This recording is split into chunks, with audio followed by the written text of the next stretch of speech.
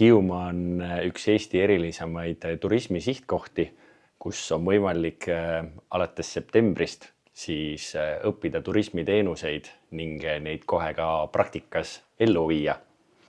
Nii et hea 9. klassi õpilane, kes sa oled kaalumas, mida oma järgmises haridusastmes teha, siis kindlasti mõtle sellele, et Hiig+ hakkab alates siis septembrist pakkuma uut kutseeriala, mis kestab 4 aastat ja mille käigus on siis sul võimalik omandada praktilised teadmised ja just turismiteenust Hiiumaal pakkudes. Hiiumaa turismisektor on tuleviku vaates kasvutrendis, sest meil on väga eriline loodus, meil on hea rahulik paik ja tegelikult üha enam maailmas inimesed otsivad just seda rahulikkust, seda mõnusat keskkonda, kus aeg maha võtta.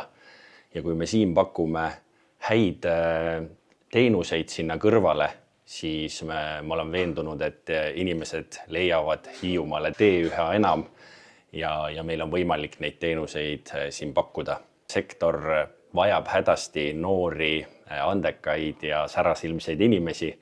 Nii et kui sa ennast siin ära tunned, siis kindlasti kaalu seda võimalust, seda eriala omandada ja Hiiumaale siis tulevikus kvaliteetseid teenuseid pakkuda.